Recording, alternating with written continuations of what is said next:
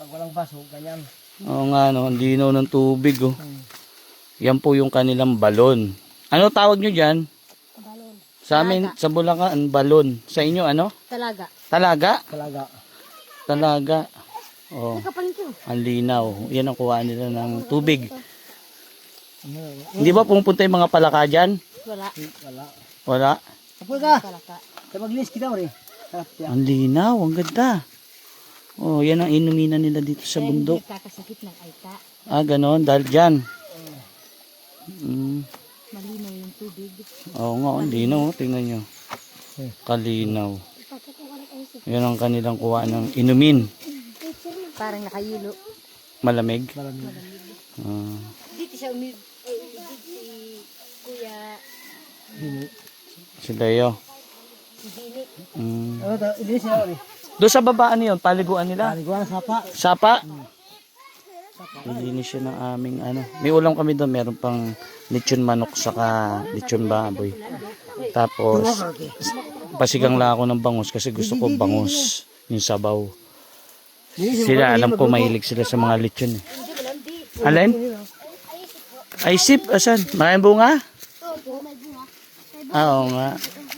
Maasim naman eh. Hindi po. Ha? Maasim. Diyan yung kanilang bahay.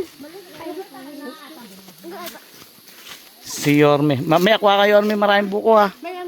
Oo. Nakabili na kayo bigas? Nakabili na kayo bigas? Sa lighter? Ganda oh. Ito yung tinatawag na aimet.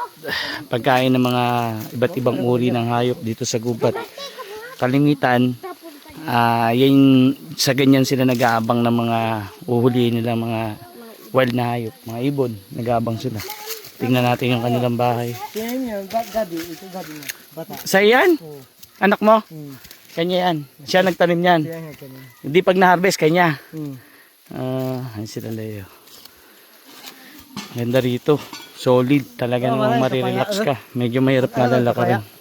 Papaya? Hinog ba yan? Maraming bunga. Hindi, gusto ko buko. May buko kunin mo. Ayan, buko. Oo, tara. Masarap buko. Ito yung kanyang bahay. Elio! Kasama din namin si Elio. Kalibangbang oh, ganda. Maraming gabi dyan. Ay, si Nicole. Basic. Sila hingal na hingal. Hingal-hingal sila no. Hingal. Ako wala lang. Ayan. Ay, si Elio. Ano, kaya pa? Ha? Kaya. Ayoko. Kaya pa? Anak ni Kuya Benny, kamukha eh. Ay, ano, sampalok ko. Usbong. Ganda rito. Diba? Tingnan nyo. Tingnan nyo naman kaganda. Nakaka-relax talaga.